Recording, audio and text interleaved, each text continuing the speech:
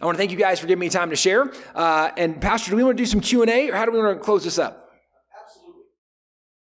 Is there going to be a chance that the Bible will be put back into schools? It's a great question. Yes, ma'am, there is. So already in Oklahoma, Ryan Walters has worked to do that, but there are several states, and they have to do it strategically. But if you don't know, the Supreme Court has taken some major steps, and some of the victories we've had on religious liberty have overturned some of the bad previous precedent we had.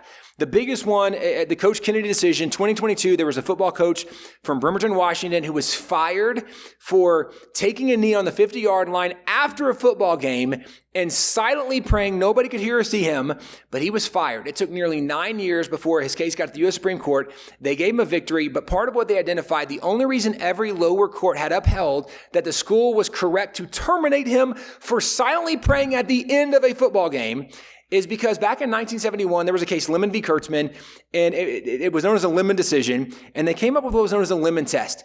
And part of what was happening that time, this is also around the time they took the Bible and prayer out of schools. And so people began to ask, well, then where are the boundaries on the First Amendment? Because we've always had the Bible and prayer in schools, and if we can't have Bible and prayer, then what can we do? And so the Supreme Court and the Lemon decision, they came up with a Lemon test. The Lemon test said you can only do religious activity in public if you can prove you are doing it for a primarily secular purpose. Now, what religious activity do you do for a secular purpose? None. And that's how they removed all the religious activity. That's how the Ten Commandments were removed. It's how nativity scenes were removed. I mean, we can go down a list. Because they said, well, you only want to do it for religious reasons. It's not secular, so you can't do it. In the Coach Kennedy decision, he was fired because they said you were only taking a knee to pray for religious reasons, not for, because you weren't Colin Kaepernicking, you weren't kneeling to protest the anthem, because it's not about you taking a knee, it's what you're posturing for, and you took a religious posture for a religious reason, so he was fired. So when it goes before the Supreme Court, they're like, that's a crazy reason to fire you. You have violated his First Amendment rights, but not only did they restore his position and back pay and lots of great stuff, they said that the Lemon decision has been used to abuse religious people and take away their freedoms for nearly 50 years. The Supreme Court said, we are forever done with the Lemon test. It's overturned. We're never using it again. Now, what's interesting about this is the Supreme Court, in another case, it was a Bladensburg Cross decision. There was a World War I Memorial Cross up in Maryland, I think. It's right around D.C. I know it's Virginia. Either way, it's right around D.C. But at the end of World War I, there was a group of moms that raised personal funds, and they erected this massive cross to honor their sons who had died in World War I. And it was private funds on private land, but the federal government bought the property. And just a couple years ago, there was an atheist walking by and saw the cross, and it really offended this atheist. And so the atheist sued to have this cross taken down. Well, that case went all the way to the Supreme Court, and the Supreme Court said, we're not taking down a World War I memorial cross. But they said, well, it violated Lemon, because the Lemon test said you have to do it for secular reasons. And these moms that put it up, they were Christians. They chose a cross because of their faith. So it was religious people for religious reasons. Therefore, it has to come down. And the Supreme Court, in their decision upholding the memorial cross, they said if there is a long-standing history and tradition, there should be a presumption of constitutionality. That was part of their decision. And what that means is if there's something we've always done, it's probably okay. Well, we've always had crosses in cemeteries. But one of the things that we are actually getting to do, I mentioned I was going to be in Oklahoma tomorrow testifying the Ten Commandments, but now there's a winter storm coming through Texas and Oklahoma, and so everybody's just batting down the hatches right now. So they've actually canceled session for tomorrow, so it'll be Tuesday next week that I'll go testify. But there are states that are introducing bills to have the Bible, a chapter of the Bible read every day at the beginning of class without commentary. Just read it. Because now we're not promoting doctrine, we're just reading it.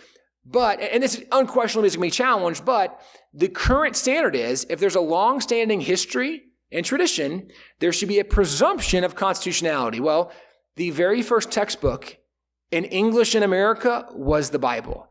And the Bible was used all the way to the 1960s. So there's not a better long-standing history and tradition of anything in American education than the Bible. So there are states working to do that. Unquestionably, ACLU, other groups will challenge it. It'll go to the U.S. Supreme Court, and it's yet to be determined how they're going to rule. On the Supreme Court, generally speaking, there are 3 liberals, 3 conservatives, and 3 squishies. And The three moderates in the middle, you don't always know what side they're going to fall on, and they're not always really good on all the issues. So there is some uncertainty of what might happen. There's more confidence in things like the Ten Commandments because it doesn't feel as aggressive than the Bible does, because all of the code of law in Western civilization and America comes from the Ten Commandments. In the U.S. Supreme Court, when they're in session, there's 9 justices up on the bench. When their doors are closed, on the back of their doors are the 2 tablets of the Ten Commandments. So every decision they make, they're looking at the Ten Commandments. So it's thought that this is an easier first step. Let's get the Ten Commandments and things like national models. There's lots of stuff going on to restore some basic acknowledgement of God or an awareness of God. But I do think that there are states that will pass the Bible in schools. It'll be challenged. But again, this is where we have more opportunity to advance things than we ever have before, because even of the Supreme Court overturning a bunch of really unconstitutional things from many decades ago. So I do think that's coming. I think it's going to be very dependent on states to do it. I don't think there's going to be any kind of congressional legislation or congressional mandate. I think with President Trump saying that he wants to dismantle the Department of Education and ultimately abolish it, it's, first of all, the Department of Education is not constitutional, right? Like, just first of all, because the Constitution gives enumerated powers, specific things the federal government can do. The 10th Amendment says that anything not specifically and explicitly given to the federal government in the Constitution belongs to the states. Well, there's no mention of education of kids in the Constitution, so that clearly belongs to the states, number one. But number two, the Department of Education didn't come into existence until 1979, and their goal was to make education better. And if anybody's paid any attention to statistics, all that's happened in public schools is we've nosedived since they've been there. So, like, the very reason you exist, you're a failure at, on top of the fact you're not even constitutional. So, like, I fully support this idea, but what that means is it will then revert back to the states, and every state can have a say in what their standards will be. So I don't know that we will come to a place that the Bible will become the standard or standardly used in all public schools, but certainly I think there will be states that it will come back to that, and it is something to fight for and promote as we go. One of the things when I've already testified in a lot of states on the Ten Commandments, because it's already gone through a lot of committees and legislative chambers. And one of the points I will make kind of in the challenge conclusion, and I'm saying this because it applies to the Bible in a lot of ways too, is there's a level of irony when we will put a kid in jail for violating the Ten Commandments, even though we've told them they're not allowed to see the Ten Commandments, right? This is similar to some of the Bible foundational things, right? Where we are saying in schools that all truth or our morals are subjective and relative, and yet we're saying it's wrong for kids to take guns and shoot each other. On what standard? Right? This is where there's underlying problems, and I think there's going to be some really good conversations and arguments that we can make. Ultimately, it's part of that discipleship process too, where we can help people understand why did God give us a standard? Why does it matter? How do we apply it? But I'm giving you a kind of a bigger 30,000-foot view of kind of big picture education right now than what you asked for. But I want to take the moment to tell a little bit more of the story. So I do think the Bible can come back. I think Colorado, you definitely have an uphill battle. But I also can remind everybody that's been in Colorado for more than 20 years, you used to be very strongly on the other side of the political aisle, right? I can also remind you that if you go back to the 1990s, Texas was Democrat, California was Republican. Okay? The reason states changed is not the majority change it. It's the dedicated, perseverant minority that keeps showing up, right? The idea the squeaky wheel gets the attention, right? If you have not paid attention again to like some basic numbers, you would think, oh my gosh, America must be like 45% transgender right now by how many things we're seeing. No. The transgender community is less than 1%, and like it's not even half of 1%, and it's not even half of 1%. Like it's a fraction. Well, then how in the world, like what is happening? It's because they're the loudest people in the room, right? It's not because they're the majority. In fact, the majority of people are like, this is crazy. Like we used to understand that was a mental illness, right? I mean, it's a balance between mental illness and demonic. You figure it out. But I'm just saying, right? Like we used to know this ain't right. And now it's also the only thing when you go back and look at some of the medical identifications, when there was mental delusions, this is the only thing that used to be identified as a mental delusion that now we are told that if we do not encourage it, we are on the wrong side of the moral issue, right? It's crazy. We've never been told to encourage the anorexics and bulimics, right? I mean, literally, you go through the list of all the mental delusions that are there. But again, the point is that you don't have to have the majority to win. In fact, even the American Revolution, there were about between 25 to 33% of Americans that supported the cause of liberty. But just because they supported it in theory doesn't mean they helped in reality. It's less than 9% of Americans that did anything actively to support or participate the cause of liberty. America won her freedom and independence against the most powerful military in the world with less than 9% of the American population taking part in that process.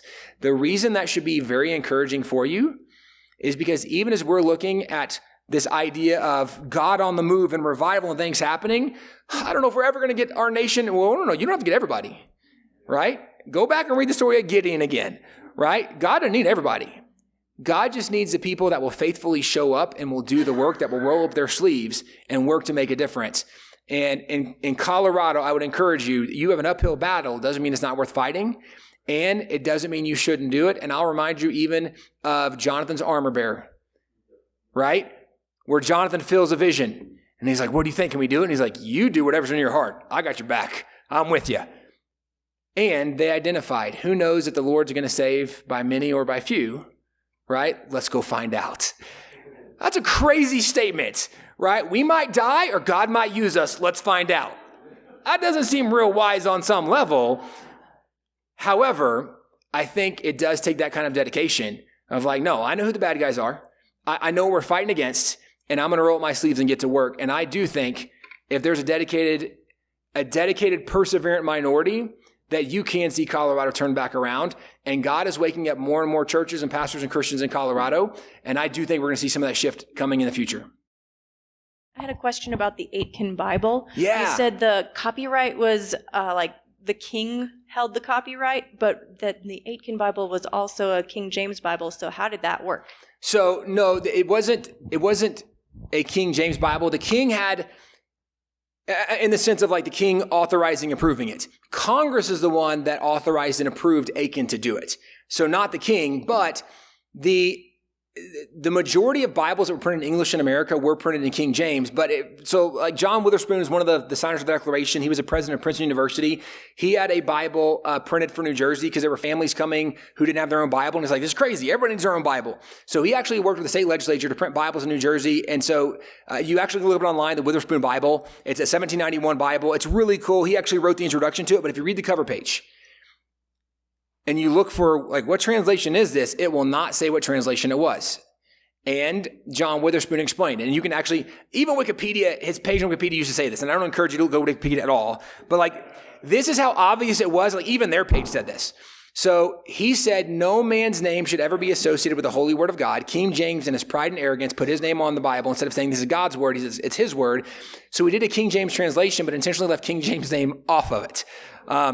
That happened a lot with American translations. They did not have a problem with the translation. They had a problem with a government controlling the Bible market, right? And so what happened is over in England, there was a printing license. And if you did something about the printing license, you could be in prison or put in jail. It's actually part of what led the Pilgrims to leave to go to Holland and leave Holland to come to America. They actually were printing New Testament commentary and smuggling it back to some of the Puritan believers because that had been restricted, that had been removed under King James. And the king actually sent troops into Holland to find them. And actually, it led to, in 1619, it led to them disabling the printing press of the Pilgrims. And so they took all the typeset, all the supplies away. So all they had left was like the press and no way to print. And that's when they're like, we need to get a little more space. And that's where they get the Mayflower and the Speedwell. Speedwell gets holes, but they get on the Mayflower. Mayflower is way overcrowded, but one of the many miracles of their story and journey is in the middle of their journey, there's a massive storm. It breaks the main beam, and they have no way to do anything except they decided to bring this cumbersome printing press. They have nothing to even print. They have no typeset. Why would you bring this? The main component was the big jack screw. And they get under their main beam, they jack it back up in place. They're able to kind of uncripple the ship enough. They get to the New World. And the only reason that they left, the only reason they even had that press, it goes back to they were smuggling New Testament commentary into England for the Puritans, and the king wanted to control the religious thought so much because back then every king, they would choose their doctrinal beliefs. It's also where the Anglicans were founded. Back then it was just a Catholic church, and King Henry VIII wanted a divorce because his wife kept giving him daughters, and he's like, "You should give me a son." They didn't know that biology yet, but he went to the Pope literally, and he said, "I want a divorce," and the Pope said, "We don't do these arbitrarily flippant divorces. We don't do that." And he said, "Oh, I'm the king. You can't tell me no."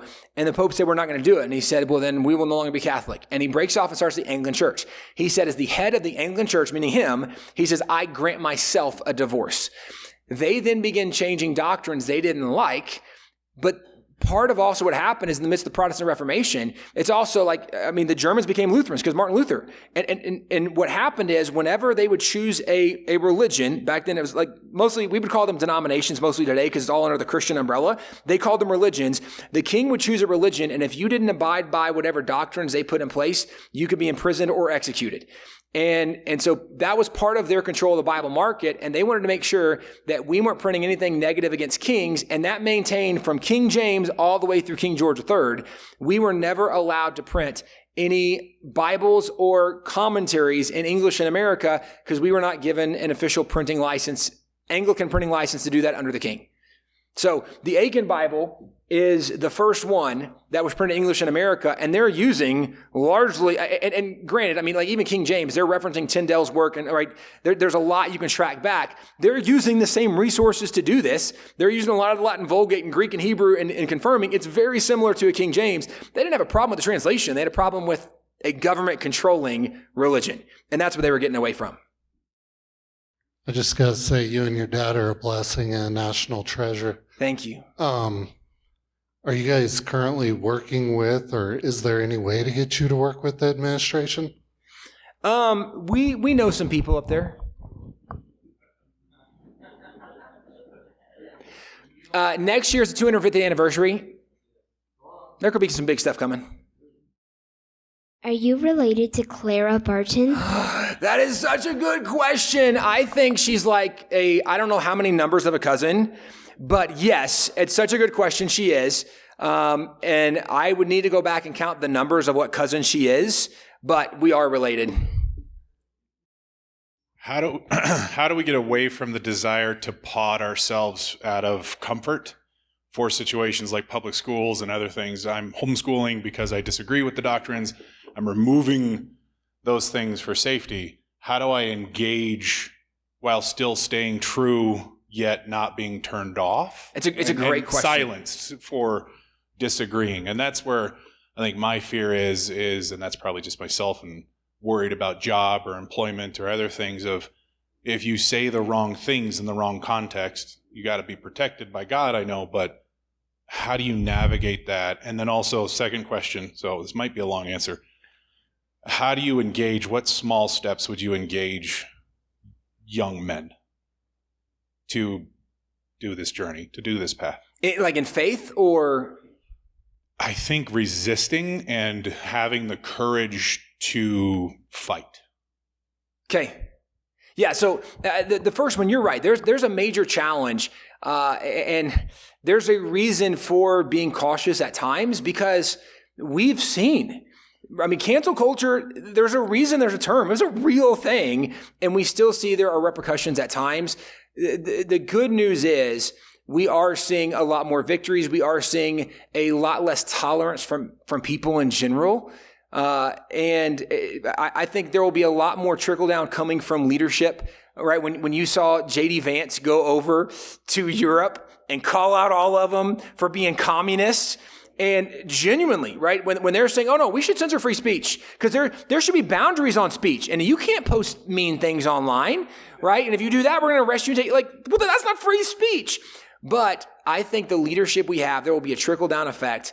And I do think it will embolden more people. However, on the flip side, I know a lot of really great school board members that are homeschooling their kids because if you pay taxes in a district, it gives you standing in the district, whether your kids go there or not. So you can show up at the school board meeting. You can ask questions. Hey, I'm just curious, what curriculum, what books we're using, and whatever questions you want to ask.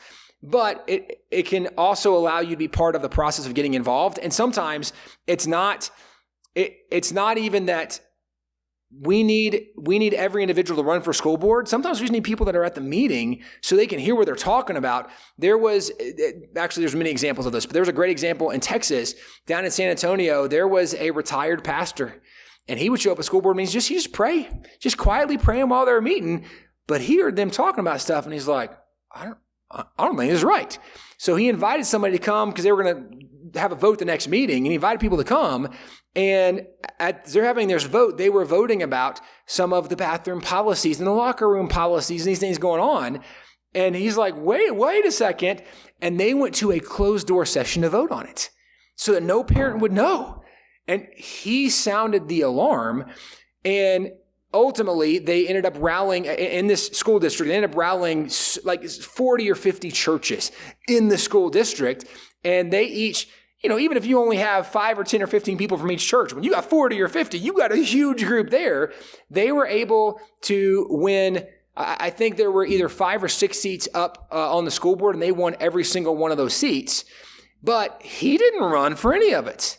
He just sounded the alarm because somebody was there to see what was going on, right? And sometimes you just need a watchman on the wall. And I'm saying that because sometimes in our own mind, there can be a bigger burden of responsibility sometimes than maybe what God's called us to.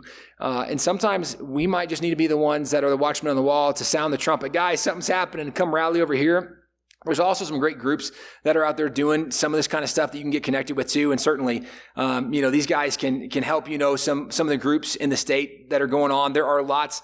God's raising up lots of voices in lots of places. So there's lots of good groups out there. As far as challenging and encouraging young men in this journey, there was a book written years ago that I think is still true and maybe more so now in some areas.